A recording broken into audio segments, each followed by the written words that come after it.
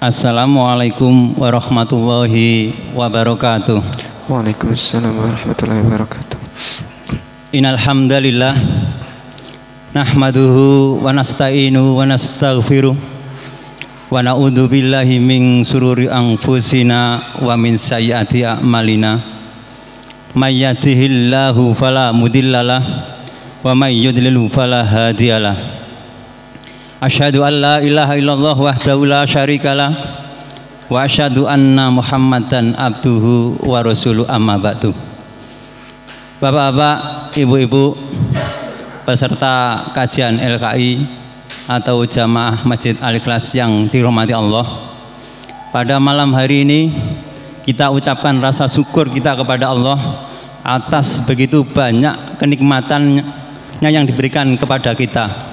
Dan yang kita gunakan pada malam hari ini adalah begitu banyak kenikmatan-kenikmatan yang diberikan Allah kepada kita, yaitu nikmat iman, nikmat sehat, nikmat kesempatan, dan tentunya yang akan kita lakukan, akan kita laksanakan, nikmat kita bisa berbicara dengan Allah lewat firman-Nya Allah, yang tentunya rasa sayangnya Allah kita dimudahkan untuk belajar Al-Quran dengan tafsirnya bersama Ustadz Adam. Salawat serta salam tetap tercurahkan kepada Nabi Rasulullah Sallallahu Alaihi Wasallam beserta keluarganya, sahabat-sahabatnya, dan orang-orang yang mengikutinya. Dalam kajiannya, tafsirnya yang disampaikan oleh Ustadz Adam kemarin, yang bab terakhir, dia mengatakan imannya, kalau iman baik itulah mengikuti itiba'ur Rasul dan para sahabat. Kalau kita boleh kiaskan, mereka adalah sumber mata air yang dimana waktu zaman sahabat airnya sangat bersih, dan dari sumber mata air itu turun temurun kedatangan yang paling rendah tentunya bukan malah bersih. Dalam turun-turunnya mata air tersebut paling bawah tentunya sangat keruh sekali. Dan hari ini kita jumpai aliran-aliran cara memahami Al-Quran itu yang tidak merujuk kepada para sahabat. Dan tentunya pada malam hari ini kita sangat mengucapkan rasa syukur kita. Yang kita kaji adalah firman Allah yang kita ditafsirkan dengan para sahabat, dengan para ulama-ulama yang sangat kompeten. Pada beliaunya Ustadz Adam kami persilakan. Bismillahirrahmanirrahim. Assalamualaikum warahmatullahi wabarakatuh. Alhamdulillah alladzi anzala sakinata fi qulubil mu'minin liyazdadu imanan ma'a imanihim. Thumma alhamdulillah alladzi khalaqana musliman mu'minan muwahidan. Thumma alhamdulillah alladzi jama'ana fi hadzal masjid al-mubarak insyaallah. ثم نصلي ونسلم على حبيبنا المصطفى الأمين محمد بن عبد الله وعلى آله وصحبه أجمعين. قال الله تعالى: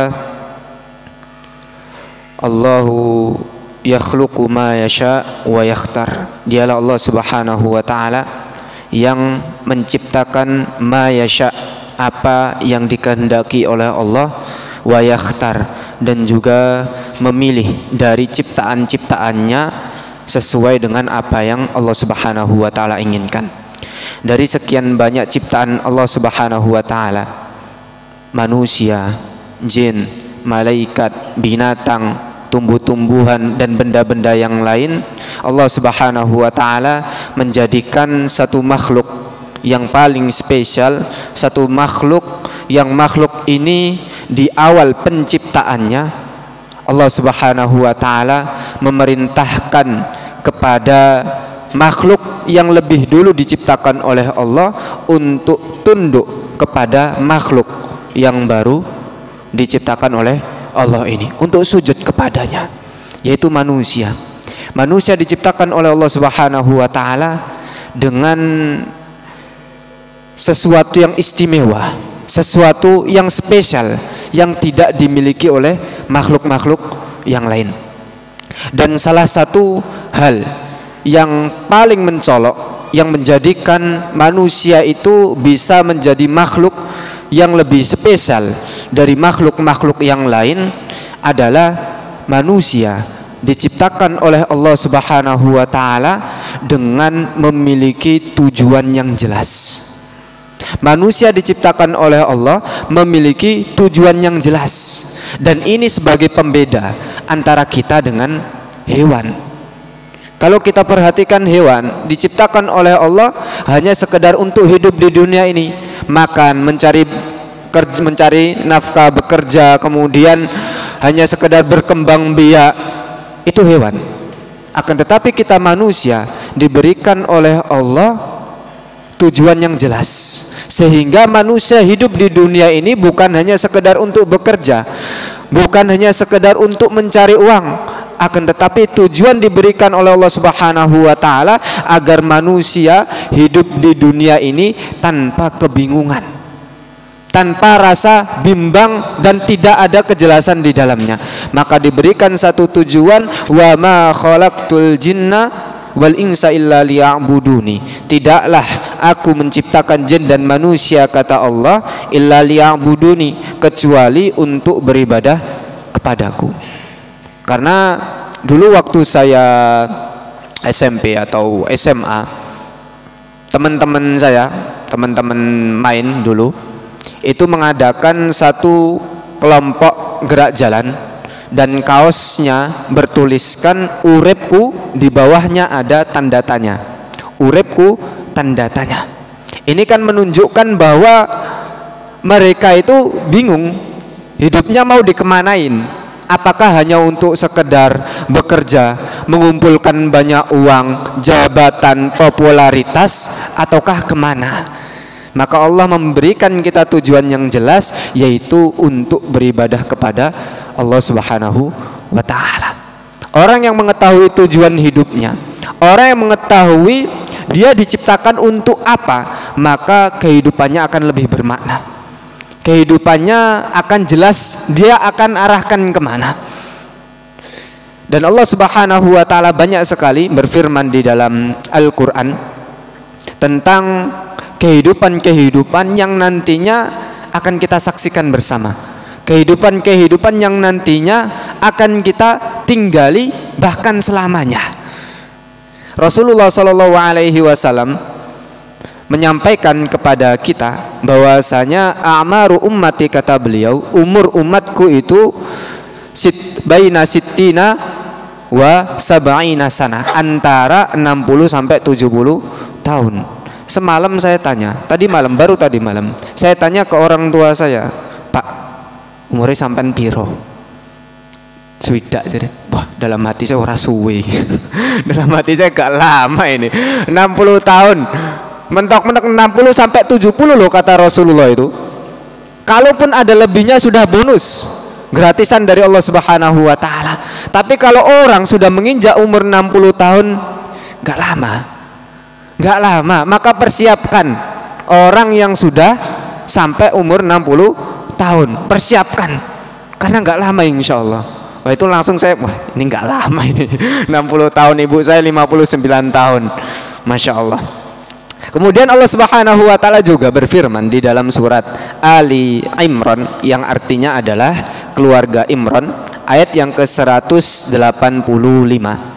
Ini ayat yang sering sekali kita dengar, dan murotalnya mungkin di hari-hari ini, bulan-bulan ini atau tahun ini sering sekali diputar, yaitu firman Allah Subhanahu wa ta'ala yang berhubungan tentang kematian. Surat Ali Imran ayat yang ke-185.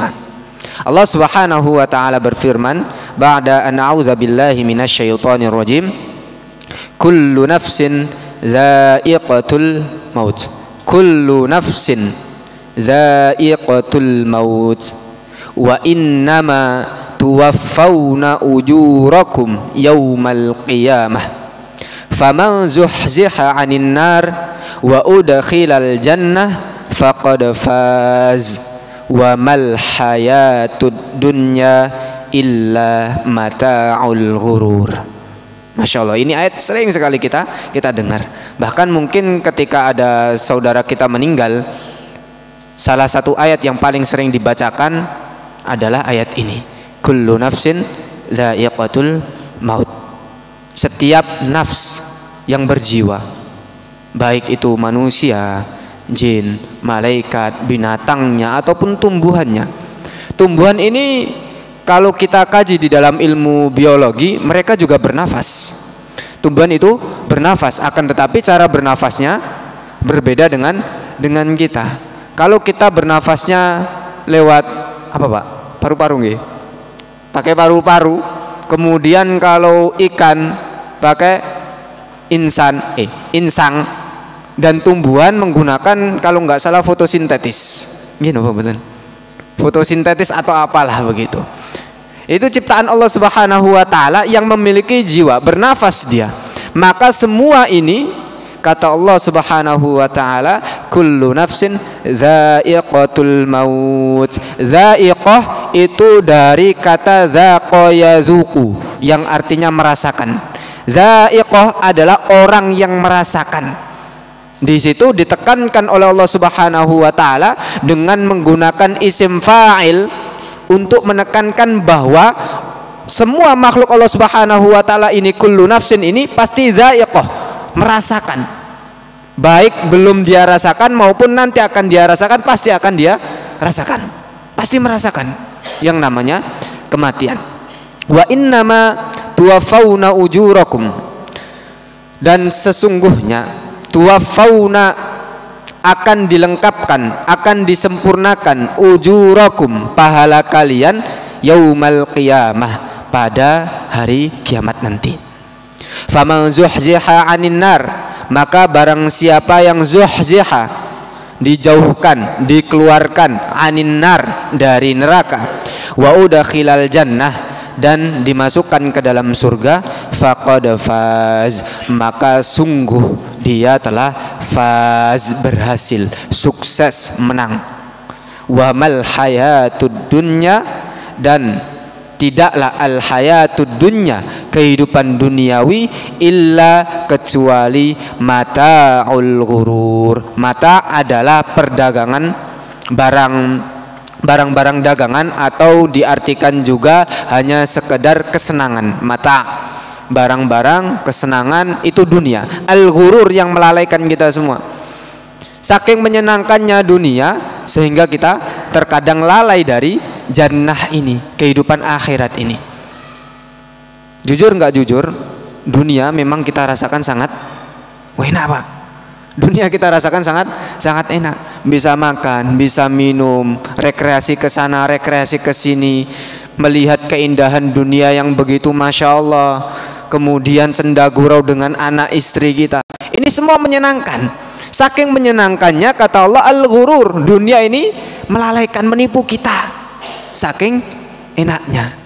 Nah, dari manusia-manusia yang diciptakan oleh Allah, karena tidak memiliki tujuan, atau karena tujuannya itu tertutupi dengan dunia ini, sehingga banyak orang yang menganggap kesuksesan itu hanya sekedar mendapatkan pekerjaan yang layak. Kesuksesan itu hanya sekedar bisa masuk ke universitas yang terkemuka, ke pondok pesantren yang bagus. Padahal kesuksesan itu bukan ini semua. Kesuksesan itu bukan kita mendapatkan kekayaan, bukan kita mendapatkan jabatan, bukan kita mendapatkan popularitas, tapi kesuksesan kata Allah Subhanahu wa taala adalah kesuksesan orang yang dijauhkan, dikeluarkan dari neraka, dan dimasukkan ke dalam surga Allah Subhanahu wa taala. Maka kami katakan di sini, untuk para dai, untuk para asatid ataupun alim ulama, bukanlah kesuksesan itu ketika kita banyak diundang untuk mengisi kajian-kajian. Bukanlah kesuksesan itu ketika perkataan kita didengar oleh orang banyak. Dan juga kepada para santri, bukanlah kesuksesan itu dengan banyaknya hafalan kita, dengan banyaknya ilmu yang kita pelajari, dengan banyaknya kitab-kitab yang sudah kita khatamkan. Dan kesuksesan itu juga bukanlah dengan banyaknya harta yang kita kumpulkan, jabatan yang kita duduki, semua yang kita miliki di dunia ini. Tapi kesuksesan sejati adalah ketika kita nanti sudah dipanggil oleh Allah Subhanahu wa taala dan kita dijauhkan dari api neraka, kemudian dimasukkan ke dalam surga Allah Subhanahu wa taala. Maka hati ini perlu kita ikhlaskan. Hati ini perlu kita sucikan hanya untuk Allah Subhanahu wa taala. Kita belajar untuk Allah, kita menyampaikan sesuatu untuk Allah, kemudian kita mencari nafkah untuk Allah Subhanahu wa taala, kehidupan kita untuk Allah Subhanahu wa taala. Bukankah Allah Subhanahu wa taala telah mengatakan kepada kita bahwa kehidupan kita, sesembelihan kita, kehidupan kita, kematian kita itu untuk Allah Subhanahu wa taala. Semuanya untuk Allah Subhanahu wa taala. Maka kita serahkan kepada Allah Subhanahu wa taala. Di sini Allah Subhanahu wa taala menyampaikan kullu nafsin za'iqatul maut wa innama tuwaffawna. Tuwaffawna itu adalah disempurnakan. Pahala kita yang kita kumpulkan, yang kita perjuangkan di dunia ini, itu akan disempurnakan oleh Allah Subhanahu wa taala nanti yaumal qiyamah, pada hari kiamat nanti. Syekh As-Sa'di rahimahullahu taala mengatakan, wa fi hadhil ayah isyaratun latifah ila na'imil barzakh wa adabihi. Di dalam ayat-ayat ini, kata beliau rahimahullahu taala, menyampaikan bahwasanya Allah memberikan isyarat yang halus sekali bahwa nanti akan ada hari setelah hari dunia ini. Akan ada hari setelah hari kita hidup di muka bumi ini.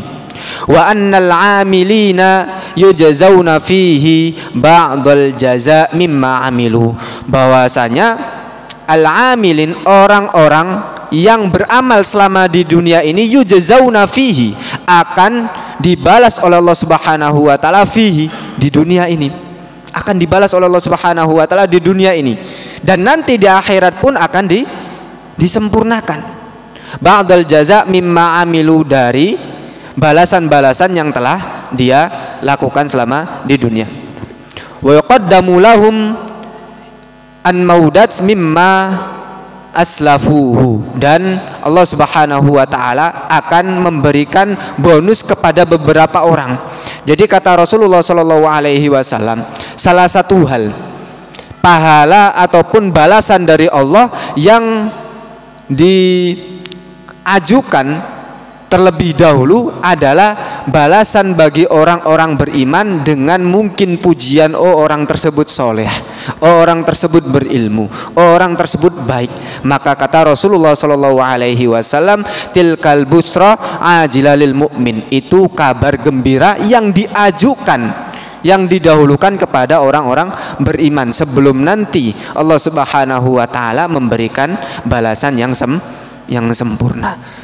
Makanya penjelasan dari doa, kata Rasulullah Shallallahu Alaihi Wasallam menjelaskan, doa itu ada 3. Kalau nggak dibalas langsung di dunia, berarti doa tersebut diganti nanti di akhirat.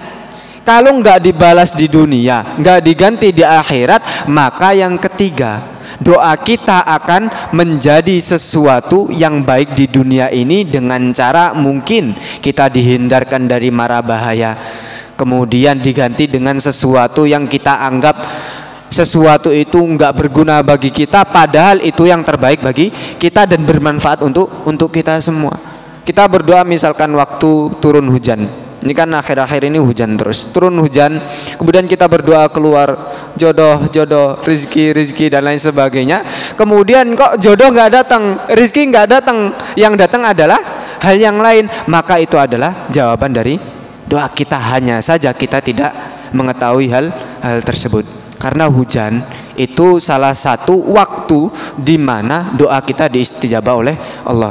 Hujan, kemudian ketika kita sedang safar, itu merupakan waktu-waktu dijabah oleh Allah Subhanahu wa taala. Maka kalau ada hujan kita berdoa, mau doa kita lafadzkan atau doa kita lewat hati, insya Allah tetap didengar oleh Allah Subhanahu wa taala. Tetap harus kita berdoa kepada Allah. Mudah-mudahan dari doa tersebut, kalau nggak dikabulkan oleh Allah Subhanahu wa taala langsung seperti apa yang kita doakan, paling tidak Allah Subhanahu wa taala akan mengganti doa tersebut dengan hal-hal yang lain. Wa innama tuwaffawna ujurakum yaumal qiyamah. Yaumal qiyamah di sini kenapa dikatakan dengan yauma al-qiyamah? Al-qiyamah itu berasal dari kata qama yaqumu yang artinya berdiri.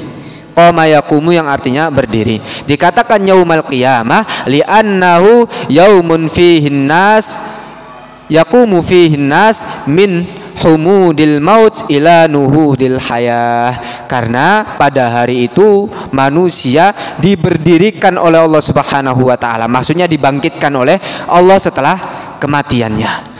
Jadi seperti ayat yang pertama tadi, kullu nafsin dha'iqatul maut, setelah semua manusia dimatikan oleh Allah Subhanahu wa taala, baru kemudian di situ akan ada yaumal qiyamah.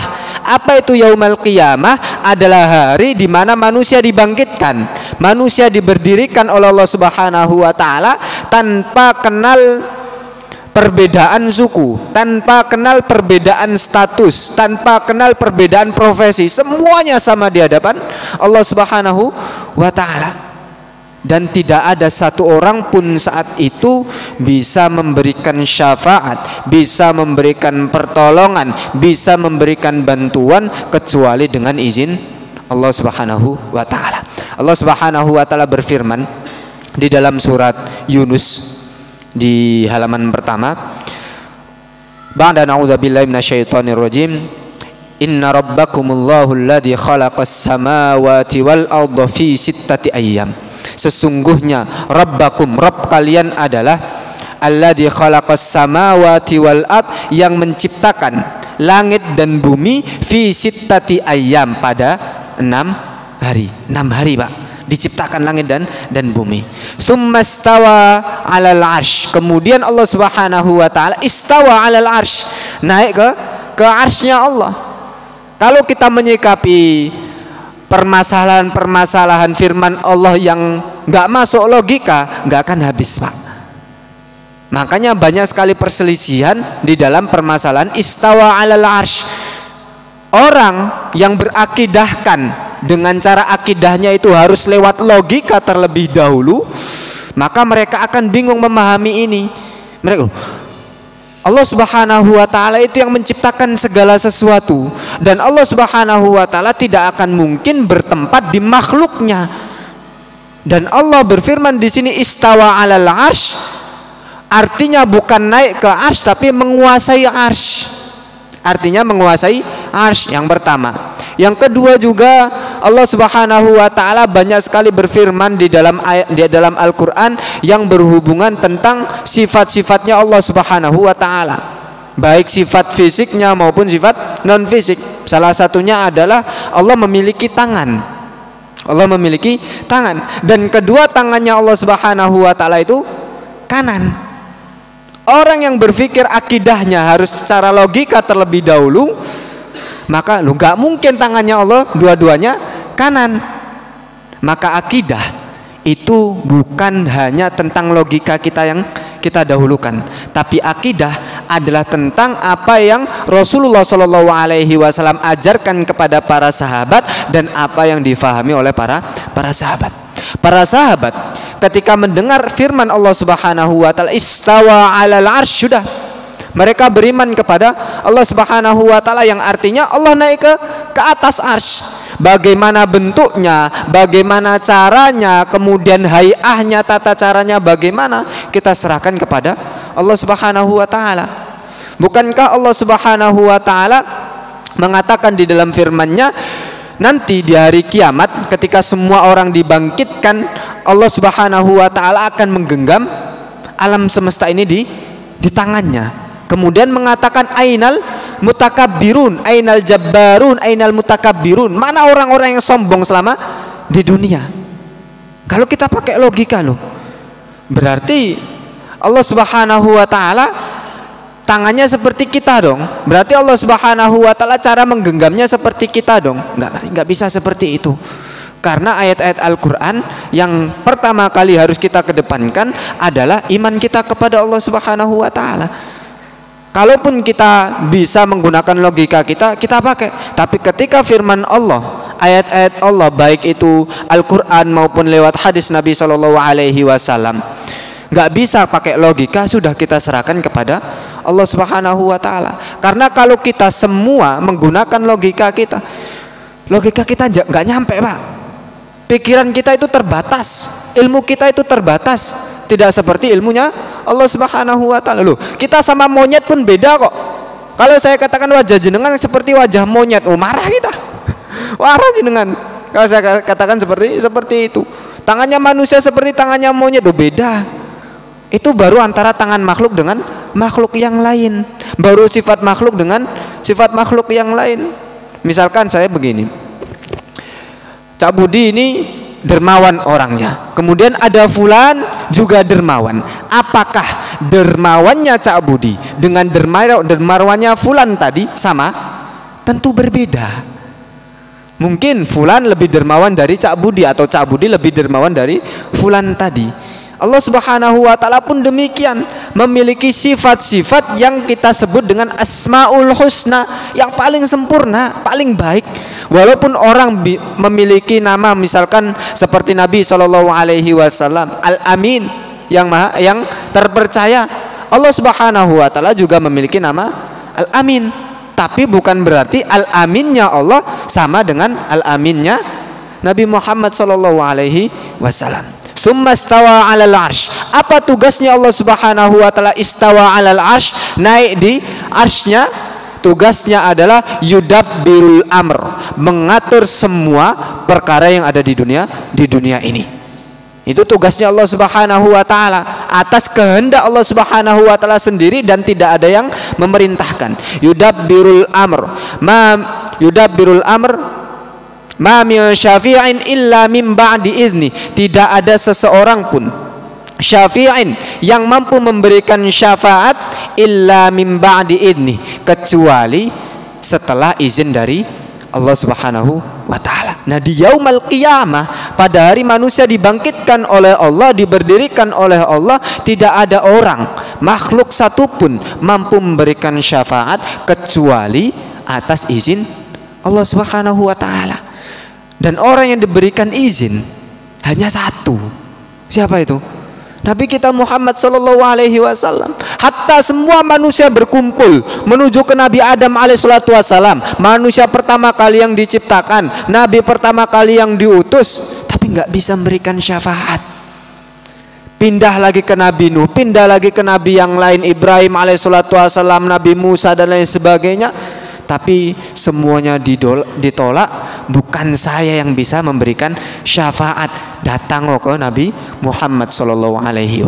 Datang ke Nabi kita, Nabi terakhir yang diutus, Rasul terakhir yang diutus, dan tidak ada Nabi, tidak ada Rasul setelah beliau SAW. Minta ke Nabi Muhammad SAW, baru setelah itu syafaat diberikan oleh Allah Subhanahu wa taala melalui wasilah Nabi Muhammad SAW. Ini yaumul qiyamah. Dikatakan yaumul qiyamah karena manusia diberdirikan, dibangkitkan oleh Allah tanpa adanya perbedaan. Bisa jadi nanti seorang ustadz berjejeran dengan seorang pedagang mungkin, tapi semua di hadapan Allah sama. Dan nanti mungkin bisa jadi ustadz ini derajatnya lebih rendah daripada seorang pedagang. Karena apa? Karena yang namanya faz, kata Allah, faman zuhziha 'anil nar wa udkhilal jannah faqad faz. Yang terhindar dari neraka, dimasukkan ke dalam surga, itulah orang-orang yang menang. Dan Allah banyak berfirman di dalam Al-Quran yang berhubungan tentang keberhasilan, kesuksesan, kemenangan. Salah satunya ada di dalam surat Al-Mu'minun, yang kita tahu Allah Subhanahu wa taala mengabarkan beberapa ayat yang pertama di situ, qad aflahal mu'minun, sungguh telah berhasil, telah sukses, telah beruntung orang-orang yang beriman. Qad aflahal mu'minun alladzina hum fi salatihim khashi'un. Yang pertama, kenapa mereka bisa beruntung? Kenapa mereka bisa terhindar dari api neraka, bisa dimasukkan ke dalam surga? Yang pertama adalah alladzina hum fi salatihim khashi'un. Mereka ketika sholat khusyuk. Ketika sholat itu khusyuk. Apa ciri-ciri sholat itu khusyuk? Yang pertama, sholat itu khusyuk ketika mampu merubah kepribadiannya. Semakin khusyuk orang sholat, maka pribadinya semakin baik. Semakin khusyuk orang sholat, maka hatinya semakin bersih. Ketika hati seseorang semakin bersih, maka anggota badan, semua perkara-perkara dunianya, pekerjaannya, urusan-urusannya menjadi baik. Dan itu sudah nas dari Allah Subhanahu wa ta'ala. Sudah nas, itu sudah sunatullah seperti itu. Makanya tidak ada satupun pondok pesantren, tidak ada satupun lembaga, tidak ada satupun yayasan ataupun jamaah ketika memiliki masalah, pasti masalahnya bukan soal teknis. Masalahnya bukan soal aksesoris ataupun fasilitas-fasilitas yang ada. Tidak. Sumber masalahnya hanya satu, yaitu hati. Ketika ada masalah di yayasan, lembaga, jamaah atau apapun itu, masalahnya yaitu satu, hati. Hatinya tidak sinkron, hatinya tidak bersih, hatinya tidak sejalan. Ini masalahnya. Maka ketika kita punya masalah di yayasan kita, di jamaah kita, yang pertama kali kita lihat itu hati kita. Jangan melulu, berarti santri ini masalahnya ini, santri itu enggak. Kita lihat dulu hati para pengajar ini seperti apa. Hati ustadz-ustadz ini seperti apa? Apakah bersih? Niatnya apakah murni karena Allah Subhanahu wa ta'ala? Ataukah justru banyak maksiat-maksiat dilakukan oleh para asatidz sendiri, sehingga santrinya ini banyak masalah. Kita lihat diri kita terlebih dahulu. Karena apa? Karena ketika hati sudah bersih, ketika hati sudah benar-benar karena Allah Subhanahu wa ta'ala, nggak ada masalah. Justru Allah Subhanahu wa ta'ala semakin mencintai orang tersebut dan memberikan masalah, tapi masalah tersebut akan segera terselesaikan, nggak berlarut-larut. Nah ini loh namanya hati. Faman zuhziha 'anil nar wa udkhilal jannah faqad faz. Orang yang berhasil adalah orang yang cirinya pertama yang dia lakukan di dunia adalah fi sholatihim khasyi'un, di dalam sholatnya mereka khusyuk. Yang kedua, walladzina hum 'anil lagwi mu'ridun, dan orang-orang yang menjauhkan diri dari perbuatan dan perkataan yang tidak ada gunanya. Perdebatan dia hindari. Pokoknya ketika dia mendapatkan sebuah perdebatan, dia usahakan jangan sampai dia terjerumus di dalam perdebatan. Karena yang namanya perdebatan itu, Pak, ya Allah, namanya perdebatan, lebih-lebih di akhir zaman ini, itu setan itu lebih banyak bermain di dalamnya.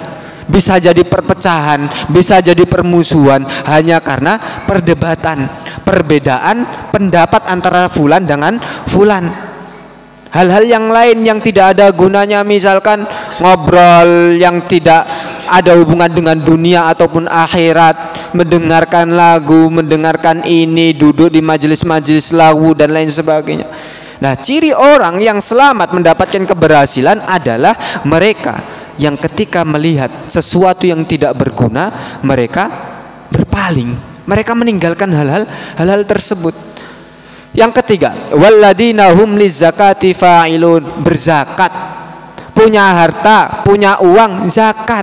Hasil panen itu juga ada zakatnya. Apa yang kita perdagangkan ada zakatnya. Yang kita ternakkan dari hewan-hewan tersebut juga ada zakatnya. Maka kita pelajari tentang zakat. Jangan sampai kita nol tentang ilmu zakat. Kita pelajari, karena harta yang kita miliki itu terdapat zakat-zakat yang harus kita keluarkan. Walladzina hum li furujihim hafizun, dan juga orang yang mendapatkan keberhasilan adalah orang yang selama di dunia li furujihim hafizun, mampu menjaga kemaluan-kemaluan mereka. Illa ala azwajihim, kecuali kepada istri-istri mereka atau suami-suami mereka. Au ma malakat aimanuhum, atau juga kepada budak-budak mereka. Jadi budak itu boleh disetubui, Pak. Budak boleh disetubui. Jadi misalkan kayak di Mauritania, Singkit, di situ masih ada budak. Punya budak perempuan, maka boleh disetubui dan halal, tidak ada dosa sama sekali. Ini namanya budak. Tapi di Indonesia insya Allah nggak ada ya. Di Indonesia nggak ada budak. Kalaupun ada, ya kayaknya nggak ada. Kayaknya nggak ada. Illa ala azwajim aw ma malakat aimanuhum fa innahum ghairu malumin, maka sesungguhnya mereka itu istri-istri kita, suami-suami itu, budak-budak, mereka itu tidak tercela sama sekali. Faman ibtagha wara'a dzalika, maka barang siapa ibtagha, yang mencari, yang menginginkan wara'a dzalika, di belakang itu semua, dari istri-istrinya, dari suami-suaminya, dari budak-budaknya, faulaika humul adun, maka mereka adalah orang-orang yang melampaui batas. Jadi ciri selanjutnya dari orang-orang yang mendapatkan keberhasilan adalah mereka nggak melampaui batas. Tahu batasan-batasan yang diberikan Allah Subhanahu wa taala, itu tahu bagaimana batasan adab itu seperti apa, batasan kemudian makan itu seperti apa, minum itu seperti apa, kemudian bersenda gurau itu seperti apa, tahu batasannya. Nah, orang-orang yang mendapatkan keberhasilan ini adalah orang-orang yang tidak melampaui batas ini semua. Rasulullah Shallallahu Alaihi Wasallam menyampaikan sebuah hadis yang mungkin pernah saya sampaikan juga, bahwa hadis ini berhubungan dengan makan. Orang-orang yang paling panjang laparnya nanti di hari kiamat, inna atwalan nasi ju'an yaumal qiyamah aksaruhum syaba'an fid dunya, adalah orang yang paling banyak kenyang di dunia. Yang paling panjang laparnya di hari kiamat nanti adalah orang yang paling banyak kenyang di dunia. Jalan dengan ngeringek ke hadis niki pripun? Kita itu sudah sering sekali kenyang, bahkan mungkin setiap hari kenyang. Tapi bukan berarti kita nggak boleh kenyang, boleh kita kenyang. Tapi semakin banyak kita kenyang, semakin panjang kelaparan kita di hari kiamat nanti. Setiap kali saya bertemu orang yang kenal dengan saya, Mas, kok gak lemu-lemu pacetku lho, jawabannya kula piye, Pak? Jawabannya gimana? Bukan berarti saya nggak doyan makan, saya doyan makan, saya suka makan. Tapi kalau saya belum lapar ya saya nggak makan, kecuali benar-benar dipaksa baru makan. Nah, itu pertanyaan yang sulit saya jawab. Kok saya kuruai, kapan lemune? Ya Allah, nggak bisa dijawab. Kemudian selanjutnya, loh, oh hati-hati, hati-hati, jangan sering-sering kenyang. Kenyang boleh, tapi jangan sering-sering, dibatasi. Karena di samping semakin banyak kita kenyang, itu juga mengakibatkan banyak penyakit. Makanya Ibnu Hajar al-Asqalani rahimahullahu taala di dalam kitabnya menjelaskan tentang hadis Nabi Shallallahu Alaihi Wasallam yang menyebutkan sesungguhnya wadah yang paling jelek adalah perut. Kenapa disebutkan wadah yang paling jelek adalah perut? Karena semakin penuh perut ini, semakin sering penuh, maka semakin banyak penyakit di dalamnya. Kebanyakan penyakit di era ini karena semakin banyak makan. Adanya kanker, tumor, adanya kemudian gagal ginjal ini dan itu. Salah satu sebabnya yang paling banyak adalah kekenyangan. Banyak yang dia makan tanpa adanya filter. Lanjut. Walladzina hum li amanatihim wa ahdihim ra'un, dan orang-orang yang memelihara amanah dan juga janji-janji mereka. Mereka memelihara ini semua sehingga mereka nanti diberikan keberhasilan oleh Allah dengan dihindarkan dari api neraka dan dimasukkan ke dalam surga. Walladzina hum ala sholawatihim yuhafizun, dan Solat mereka jaga. Solat 5 waktunya, subuhnya, zuhurnya, asarnya, maghribnya, isyaknya, tetap mereka jaga. Ulaika humul warisun. Perhatikan, ulaika humul warisun, mereka itulah al-warisun. Apa itu al-warisun? Orang-orang yang mendapatkan warisan, orang-orang yang mewarisi. Dan yang diwarisi itu bukan hanya sekedar harta, yang diwarisi bukan jabatan, yang diwarisi bukan popularitas, tapi yang diwarisi kata Allah Subhanahu wa taala, alladzina yarisunal firdaus hum fiha khalidun. Yang diwarisi adalah firdaus. Apa itu firdaus? Surga paling tinggi. Orang yang mampu melakukan ini semua, sholatnya dijaga, tidak melampaui batas, amanah-amanahnya kemudian diperhatikan, sholatnya khusyuk, dan semua yang disebutkan oleh Allah Subhanahu wa taala di dalam surat Al-Mu'minun ini, merekalah yang pantas mewarisi surga Firdaus. Dan siapa yang berada di dalam surga Firdaus? Nabi kita Muhammad sallallahu alaihi wasallam. Doa kita, Allahumma ya Allah, ijma'na, kumpulkanlah kami fi jannatikal firdaus, di surga firdausmu al-a'la yang paling tinggi, ma'a nabiyyina Muhammad sallallahu alaihi wasallam, bersama nabi kita Muhammad sallallahu alaihi wasallam. Ini doa kita. Lantas bagaimana ikhtiar kita untuk mendapatkan apa yang kita doakan ini? Ya ini, dalam ayat-ayat ini, sehingga kita mendapatkan faz, kemenangan, keberhasilan.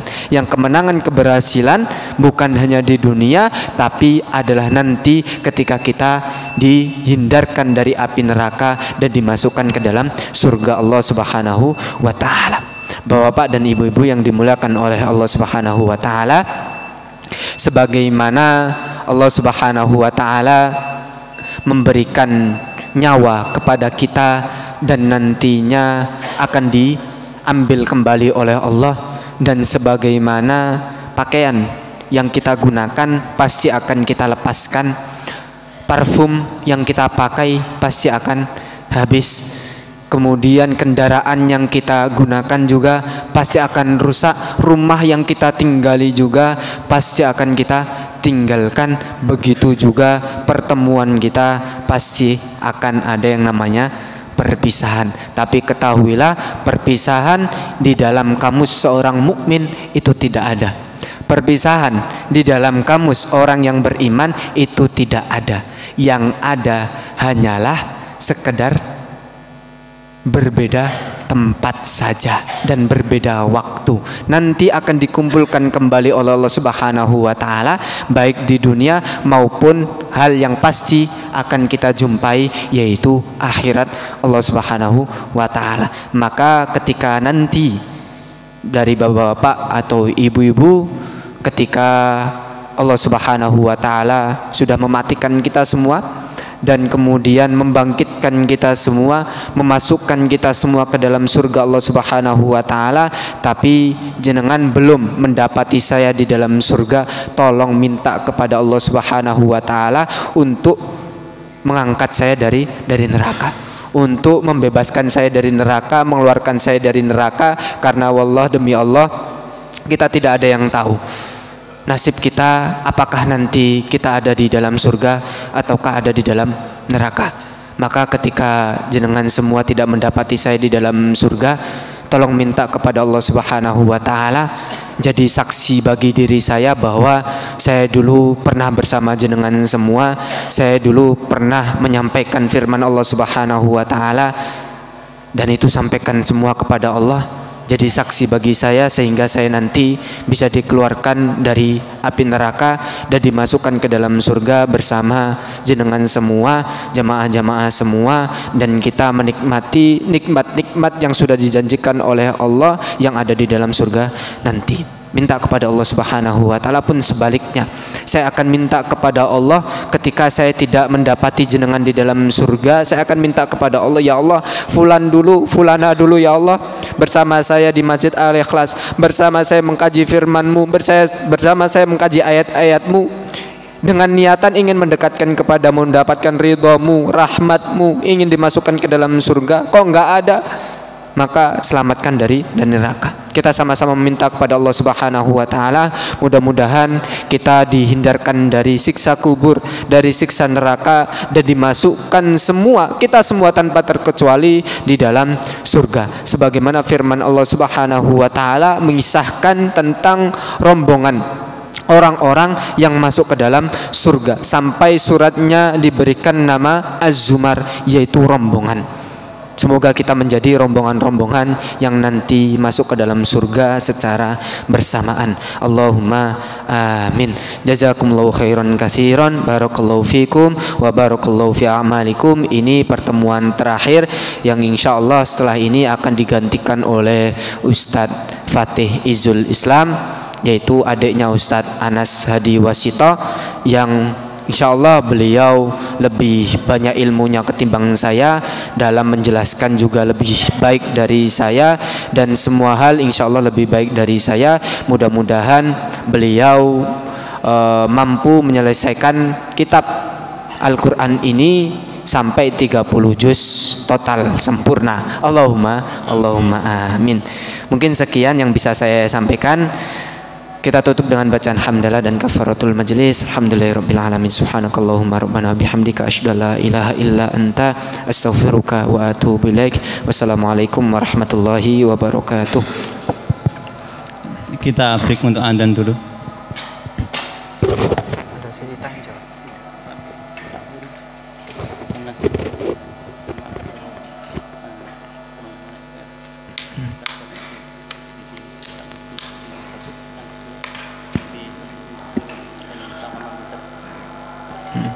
Insyaallah. Allahu akbar, Allahu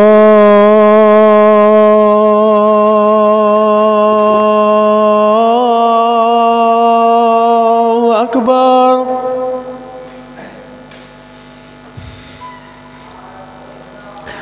Allahu akbar,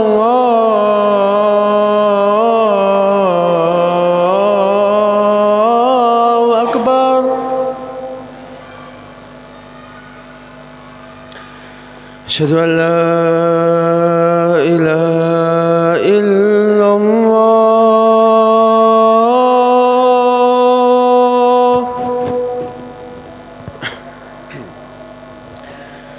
أشهد أن لا إله إلا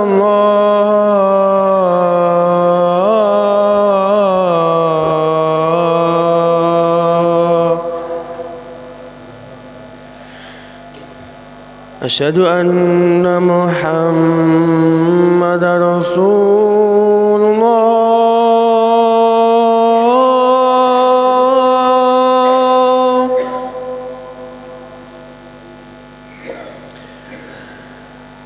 أشهد أن محمد رسول الله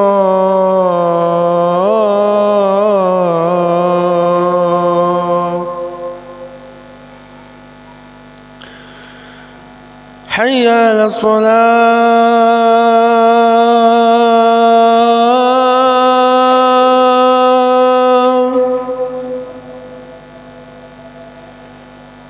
حي على الصلاة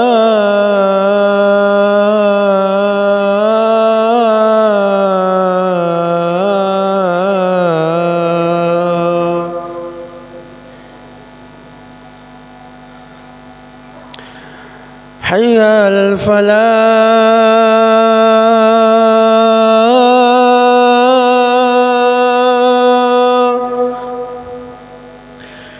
حي على الفلاح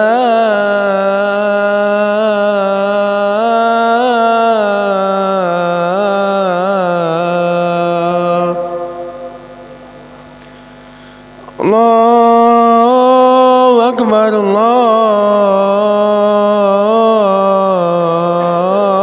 الله أكبر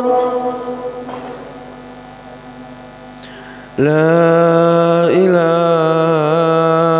إلا الله.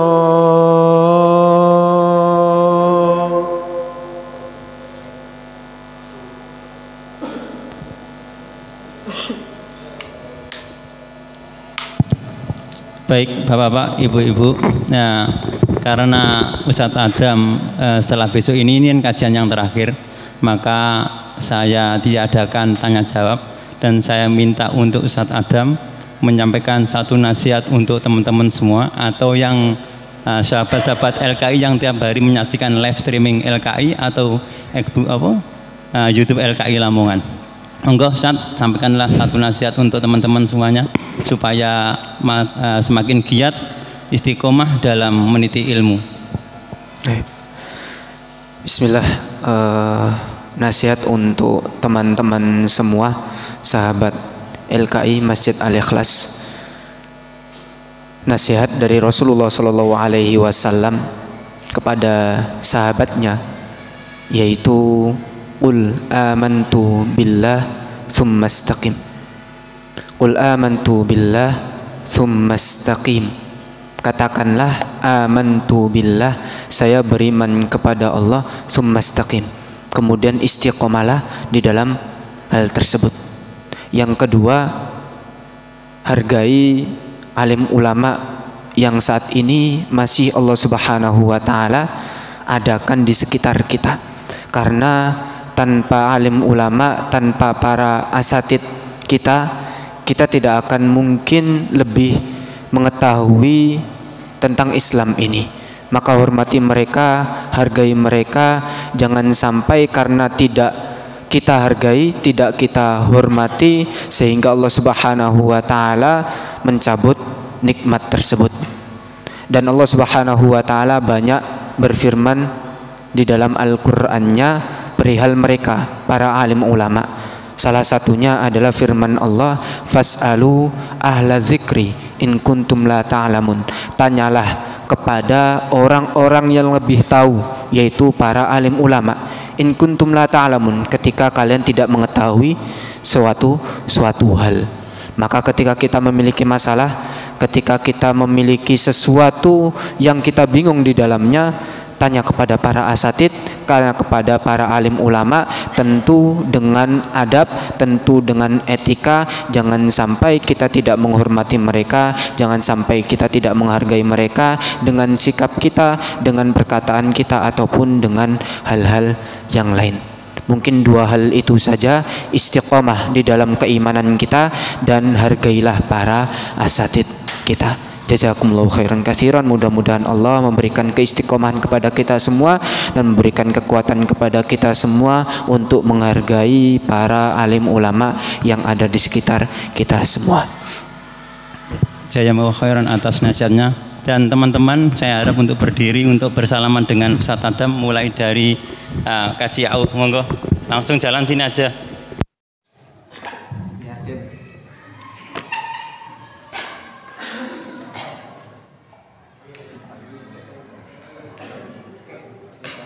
Muter.